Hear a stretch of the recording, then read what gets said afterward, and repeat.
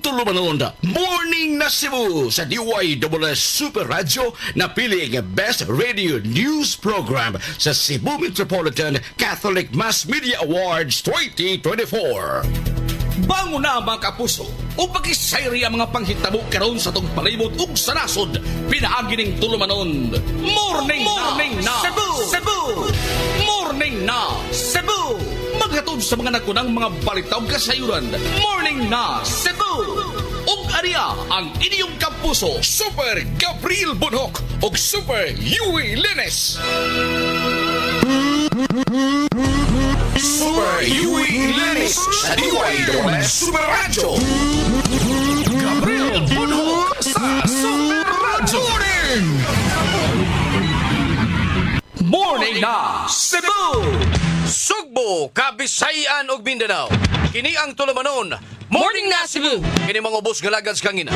Kini Super Yowie Lanes. Akong sab si Super Gabriel Cañeda Bonhoc.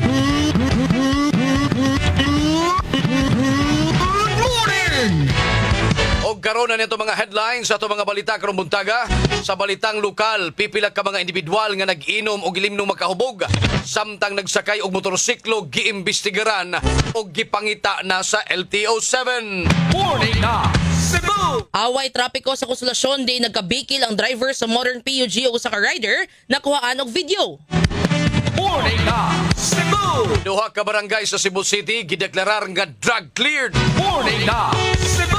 Og sa kauluhan, Presidente Ferdinand Marcos Jr. niangkon nga daghan pa ang mga ghost flood control projects gipasalig nga manubag ang mga nalambigit niini. Morning na Cebu! 60 ngadto sa 80 bilyones ka pesos nga pondo alang nga wala magipagawas ni Presidente Ferdinand Marcos Jr. mga proyekto sa infrastruktura ang gisingit sa Kongreso matod pa sa Malacañang. Morning na Cebu! O kadto mga kapuso ang uluhan sa mga balita karong buntaga dinhi lang sa tulumanon. Morning na Cebu! At tangi mga kapuso ang kumpletong detalye sa mga balita human lamang sa pipila ka mga pahinumdom standby. Ayaw pa uwi sa mga balita ug drama. Please follow, like ug share sa Facebook page sa istasyon DYSS Space Super Space Radio Space GMA. Super Radio. Alas 5:39. Tak na hatod ka ninyo sa Tanduay Rum 5 years. Tibay ng loob, tibay Tanduay. This time check is brought to you by Vanular, with not just 3 but 5B vitamins. Rexidol Forte, mas paspas banat sa bugat o sa dungan-dungan nga sakit. Bugat inay labad sa upang maol nga nahihilanat. Pambatang Newsep, triple ginhawa relief. Supernatural DYSS. Hello baby, nikaw na ka? Mga kapuso, baby Yowie ni. Nakoy pangutana, naka-experience na ba ka nga sakit imutian nga murag ng aslom og bloating? Agoy, basig hyperacidity na. Parehas nako, bago pa magsugod akong programa sa radyo, kay sige kong inom og coffee. Hangtod nga dili na ko makakaon sa saktong oras, o di na gyud noon ko makakaon. Mao to agoy ni sakit na nun akong tiyan, na murag ng aslom og grabe ko mo burp. Mao di ay, hyperacidity na di ay to. Mong nag-inom dayon ko og Cremolet Stab, katong pink. The best siya para nako makatabang mawa ang kasakit o makaginawa ko laban sa hyperacidity. Sao naman good, mo inom na ko pain reliever o tambal para sa sakit sa tiyan or di ikaha ako lang haplasan. Pero mubalik yapon ang sakit. Mao di ay kay hyperacidity na akong gibati. Maong karon, pero min ako magdaog Cremolet Stab para kumutukar akong hyperacidity, mo inom ra dayon ko. Cremolet Stab is the best brand for hyperacidity in urban areas nationwide. Aluminum hydroxide, magnesium hydroxide, Simethicon is a generic name of Cremolet Stab. If symptoms persist, consult your doctor. Hinumdumi higala, dili basurahan ang atong kadagatan. Usa ka buwan-wanong pahinumdum gikan sa inyong kapusong istasyon DYSS Super Radio Cebu. Good morning, my dear plants! Didiligan ko kayo para di kayo matuyo. Kitty! Sorry di kita nakita. Nadiligan ka tuloy. Good eyesight makes perfect moments. For expert eye care, state-of-the-art facilities, affordable eyewear, go to EO. EO, love your eyes. For expert eye care, come to EO Executive Optical. EO Executive Optical, love your eyes. Kini si Max Urban. Kape nga gipaabot sa masa, Sid Panyawan Coffee, Mait ang panlami iyang timpla. Si Panyawan Coffee para sa mga batalon ug tigulay. Si Panyawan Coffee sa panglawas makatabang. Si Panyawan Coffee kaping at ang masa, kaping dili mahal. Gaan sa bulsa, sa grocery ayaw ninyong kalinti. Ang si Panyawan Coffee paborito ni Lolo ug ni Lula. Si Panyawan Coffee tilawi lang aron mo tuo ka. Si Panyawan Coffee pila kahigop lang mubas ka. Si Panyawan Coffee sa quality kontento ka.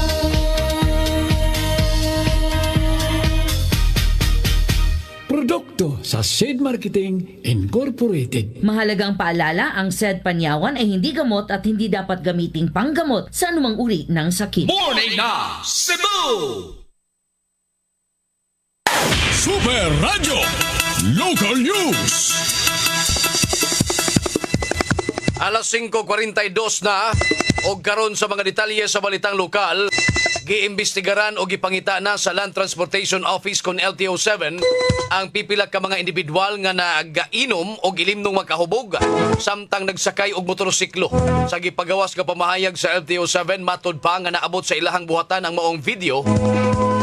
Din makita ang grupo sa mga lalaki nga nagsakay sa di mo menos tulo ka mga motorsiklo nga nag-inom samtang nagbiyahe diha sa Lapu-Lapu City. Sa laing video nga nadawat sa LTO-7, makita ang usa ka motorsiklo nga matod pa kauban ra sa maong grupo nga nagbalhin-balhin og linya hangtod sa nalamba kini ngadto sa karsada. Matod pa nga gibuhat sa maong grupo peligroso dili lang sa ilaha apan apil na usab sa ubang mga motorista. Matod pa si LTO-7 nga ang mga individual nga nalambigit adunay daghang violation sama sa reckless driving, driving under the influence of alcohol, driving without helmet ug posibleng matangtangan og lisensya ug ma-impound ang ilang motorsiklo. Morning na Cebu! Nakuhaan ng video ang away trapiko sa lungsod sa Konsolasyon di nagkabikil ang driver sa usa ka modern PUJ o usa ka rider. Kuno sa aksyon ng mga eksena nga nasaksihan sa mga pasahero sa usa ka modern PUJ nga nagbihayan sa lungsod sa Konsolasyon. Nakurat sa dihang ang lalaking rider misud sa jeep aron mo kumpronta sa nagmaneho. May baos ang driver o konduktor o gipatiran ang rider aron mapagawa sa modern PUJ. Asoy sila nakakuha sa video, nagsugod kini dihang may para siya aron mo naog. Lugso na sa may site, duha man na siya ka waiting shade. Ingon to ang conductor nga, diri ma'am ko dili sa katong isa pa ka waiting shade niya. So ni pakusog og dagan ang kuan ang driver niya, imbulot siya. Naglisod naman siya og kuan, sila ko naglisod siya brake. Bali ang kami ang sa sitwasyon sa sulod na bata 1 year old. Ano yung edad? Ikugo sa nangahanad, Mr. Diri yut matod pa makaigo sa mga nagmotor ang modern jeep mao napungot ang rider. Paghulong na, kay muna ugman ko, lisod to ang kanang isa kalaki nga pretty suko alagi. Ting adto siya, isod siya pretty siyang sukuha, yung ihapak ang kanang bus, tapos pag siya na kontento, lisod siya, adto siya sa passenger sa katong driver. Sa gityo nakita nga, naratol ko kay kanang katuko kasaway ato ba? Wa na inoon kini masayod sa sunod nga nahitabo kay ninaog na siya sa jeep niya atong tungura. Ang maong insidente wara hinon na blotter sa Konsolasyon Police Station. Ang opisyal sa Konsolasyon Traffic Enforcement and Security Services ni pasabot nga wasab sila impormasyon sa ditabo apan nakakita sila sa nagpost sa video. Tambag niya sa mga driver sa kadalanan mo pasensya lang gyud bisan kung sa puto na usahay tungkol sa kahuot sa trapiko. Siya lagi sir, grab na ilagay, kinalan kita magkuhan, taasa kita to. Pero manggod sinati kita mga kuhan ng mga road kuhan ba, road rehabilitation o project. Ang tipik sa pamahayag ni Nino Morillo sa Konsolasyon Traffic Enforcement and Security Services. Morning na Cebu! Alas 5:46, formal nga gideklarar sa Regional Oversight Committee on Barangay Drug Clearing kon ROC-BDC ang duha ka barangay sa siyudad sa Sugbo nga drug cleared. Ang mga barangay nga nadeklarar nga drug cleared maong Barangay Cugon Ramos ug Barangay Santa Cruz. Sila mipasar sa hugot nga deliberasyon nga gipahigayon sa usa sa mga motel o hotel sa dakbayan sa Sugbo niadtong miaging adlaw. Ang maong kalihukan gitambungan sa mga representante gikan sa naglaing-laing ahensyas gobyerno sama sa Philippine Drug Enforcement Agency kun PDEA, Police Regional Office 7 PR7, Department of Interior and Local Government kun DILG, Department of Health kun DOH, Cebu City Police Office CCPO ug ang lokal nga kagamhanan sa dakbayan sa Sugbo uban sa Cebu City Office of Substance Abuse Prevention kun COSAP. Patod pa nga ang maong deklarasyon resulta sa pipila ka buwan nga paningkamot, apil na ang lapad nga pagbisita sa kabalayan sa mga persons who use drugs kun PWUDS. Ang duha ka bag-ong drug-cleared barangay nagpakita sa walay paglubad nga determinasyon sa mga inisyatibo aron sumpuon ang iligal nga droga. Usa mga importanteng bahin sa kalampusan mao ang mga programa sa rehabilitasyon nga gipangunahan sa COSAP. Si Police Colonel Enrico Figueroa, Acting City Director sa Cebu City Police Office, ni padayag sa hugot nga kampanya batok sa iligal nga droga inubanan sa suporta sa katawhan. Sa kasamtangan, ang dakbayan sa Sugbo adunay 41 ka mga drug-cleared nga barangay, samtang 39 na lang ka mga barangay ang nahabilin na wala pa madeklarar nga drug-cleared. Pasiradaan sa kagamhanan sa syudad sa Mandaue ang slaughterhouse nga nimutang diya sa barangay Labugon kini base na sa inisyal nga rekomendasyon. Kinumduman diya ang gi-inspeksyon na suta sa administrasyon ang sitwasyon sa ihawan nga una nang nagusbat nito pang pag-igo ni Bagyong Odette. Apan pa din kini nga nag-operate ug adto pa magpaihaw ang sagad sa mga nagnegosyo. Mato ni Mandaue City Mayor John Kiuano, nagpaabot pa siya sa pinal nga rekomendasyon gikan sa City Veterinarian Dr. Karen Marilia. Di gito angay ipadayon pa siguro. Pero ang huwat pa ko sa iyang hard copy na recommendation. Na siya mga proposal na i-renovate, i-rehabilitate, or i-PPP. Ang tipik sa pamahayag ni Mandaue City Mayor John Kiuano, aminado noon ang mayor nga kung siradaan una ang ihawan, mangitag kabalhinan ang mga negosyante. Magpa-private, medyo taas-taas pero we can be sure ang safety o ang integrity sa meat niya. Yan mo na itong concern. Ang dugang tipik sa pamahayag ni Mandaue City Mayor John Kiuano, ang mong issue sa slaughterhouse gisgutan usab sa mayor ngadto ang Department of Agriculture Secretary Francisco Tio Laurel Jr. diang ibisita kini sa iyang opisina. Nangayo kini og abag sa ahensya kuno galing ihinayon gyud ang plano sa pagpasira sa maong slaughterhouse. Alas 5:49 nagpagawas og bag-ong palisiya ang Metropolitan Cebu Water District kon MCWD para sa ilahang water service disconnection policy. Matod pa sa pinakahuwing advisory sa MCWD nga para matabangan ang mga konsumidor hatagan og extension nga 7 ka adlaw gikan sa due date o deadline sa pagbayad ang mga konsumidor nga mas taas nga grace period itamdi kaniadto nga tululang ka adlaw o human sa usa ka buwan nga way bayad-bayad bupadala og notice of disconnection ang MCWD. Matod pa sa MCWD nga kaniadto duha ka buwan nga way bayad-bayad human sa 3 ka adlaw nga grace period magpadala na sila og notice of disconnection. Apan sa maong pamaagi matingob man ang bill sa tubig ug mas lisod na kini bayran sa mga konsumidor. Pinaagi sa 1-month billing cycle pero mas taas nga palugit o 7 ka adlaw sa pagbayad, mas dali nga ma-manage sa mga konsumidor ang ilang pagbayad sa MCWD ug dili matingob ang ilahang bill. Pagsugod ang bag-ong payment policy sa MCWD karong Oktubre 1, tuig 2025 para mapadali sabang pagbayad gawa sa ilang opisina naa na pud sila digital platforms kung asa pwedeng mubayad sa Masamaya, GCash, EasyPay outlets o bayad center diin makabayad sa bill sa MCWD sa weekends, weekdays o holidays. Morning Cebu! Alas 5:50 na mga kapuso. Super Radio Report. Binultong droga sa sakmit sa kapulisan sa pusher nga nadakpan karong kadlawon sa Guadalupe. Super Guam Logroño, pasok! Super iwi laig drug pusher aga nasyat sa mga kamot sa tog kapulisan sa Guadalupe Police Station human sa gipahigayon ka bypass operasyon ubay-ubay sa mga binultog drogas ang ilahag na recover riga maog drug pusher mga alas 12:20 kagani nga kadlawon diani sa may sitio Dakit Barangay Guadalupe kini si alias or aka Tagi Ulitao o 25 anyos nga nagapuyo sa sitio Dakit Barangay Guadalupe agdadakpan ni sa mga operatiba sa Guadalupe Police Station.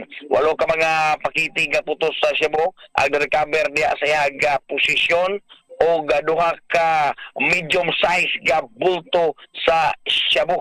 Na-recover sa kapulisan ng 200 pesos nga virus money kini nga drugas mutimbang og 4 gramos og mobalor ngadto na sa 20 CP mil kapin ka pesos. Kasabtangan karog gitanggong si Tagi diri sa may Lupi Police Station samtang gipreparar ang tukmang kaso nga ipasaka batok kaniya. Kini si Guama Logroño sa GMA DWI Super Radio. Dapat totoo. Super Radio. Mega Jobs Fair ang gigatakda nga himuon karong Pizza 23. Ang detalyes balita pinagi ni Super Alan Mahaid. Pasok! Usa ka mega jobs fair ang himuon dili mismo sa Nakpensa pinagi sa buhatan sa DMDP nabagan sa TESDA dahil himuon mismo sabay Robinson's Galleria sabay Cyber Gate mga alas 8 ang buntag adto na sa alas 5 sa hapon aduna dili mo minus 15 ka mga kompanya nga nag-offer gadaya nga mga trabaho ngadto mismo sa mga sugbuaron ilabi na sa mga bagong graduate dagatong walay mga trabaho gihatagan og gagayon nga sila makatrabaho pinagi sa pag-apply sa naisgutan nga mega jobs fair gawag ang mga partisipante nga matropa magdala og ilang resume uban pa yung mga posibleng requirements nga gamiton aron sila makasulod sa trabaho diha mismo sa naisgutan nga mga buhatan. Ako sa Ramahayat sa Jimmy Super Radio DYWS dapat ito Super Radio. Hay may paglinawan sa Bayan Central Visayas may katinawan sa gipangayo nga usbaw sa sweldo nga 1,200. Super Lloyd Suarez pasok. Giklaro ni Jaime Paglinawan sa Bayan Central Visayas nga dili punan og 1,200 ang matag sweldo sa minimum wage sa mga trabahante kundi ang isibo na gyud nga untop 1,200 ang matag adlaw nga increase nga lagi pangayo karon dito na sa RTWPB. Panalitan sa Class A nga nag minimum og 501 kinahanglan nga dugangan na lang siya og 699 aron mahimong 1,200. Samtang sa Class B, punan na lang og 737. Unya, samtang ang Class C, dugangan na lang og 747. O ingon man sa Class D, papunan sa og gadjutay aron musibo nga do sa 1,200 ang matag buwan. Og nalawagan sa Jaime Paglinawan, kakinahanglan mga trabahante, dunay gyoy himuon nga union aron bugat ang collective bargaining agreement tali sa kompanya og ngadto na sa mga trabahante. Kini si Lloyd Suarez sa Jimmy Super Radio DYWS dapat totoo. Super Radio. Samtang di ay 3 milyones ka pesos nga tabang pinansyal gihatag sa DMW7 sa mga OFW sa probinsya sa Sugbo. Ang detalyes balita pinagi ni Super John Kim Bote. Pasok! Sa 3 milyones pesos nga tamang pinansyal ang gihatag sa Department of Migrant Workers DMW Region 7 sa mga overseas Filipino workers kon OFW ug sa ilahang pamilya diha sa probinsya sa Sugbo. 2.4 milyones niini gihatag sa 38 ka mga OFWs ug sa ilahang mga pamilya ubos sa agarang kalingat sa Klolo para sa mga OFWs na nangangailangan kon Action Fund or katong nanginahanglan og tabang mga OFWs. Samtang 600,000 pesos ang gihatag sa 60 ka mga benepisaryo sa Livelihood Program for OFW Reintegration kon L4 program sa DMW. Kini si John Kimbote sa GMA Super Radio. DWS dapat totoo. Super Radio. Na Cebu. Super Radio. National News. Alas 5:57 na, iangko ni Presidente Ferdinand Marcos Jr. nga daghan pa nga mga ghost o palpak nga flood control project nga sama sa Barangay Piel, Baliwag, Bulacan. Matod pa ni Presidente Marcos nga makasagmuyo apan daghan pang proyekto nga may kalabutan sa flood control ang matod paggihuna nga huna-huna lang ang ilang gitan-aw karon. Matod pa nga sugad ilang gilusan ang sumbong sa Pangulo website, nidagsa ang mga sinisuwat og nadawat nila nga mga reklamo nga ilang gitan-aw og maayo. Kalabot ni ini gipasalig sa presidente nga dili sila mohunong hangtod mabutyag ang mga identity sa mga nagpaluyo sa multi-billion nga anomalya gamit ang flood control projects. Matod pa niya nga pasagan og kaso ang mga nalambigit nga kontraktor ug uban pa nga mga nagpuloy sa halapad nga anomalya. Una nang gibabagan sa presidente ang pagpagawa sa 60 ngadto sa 80 bilyones ka pondo ubos sa 2025 budget nga giingon sa Malacañang nga mga infrastructure projects sa DPWH nga gisingit sa Kongreso. Ang maong mga proyekto sa infrastruktura wala mahiuyon sa Philippine Development Plan sa Administrasyong Marcos Jr.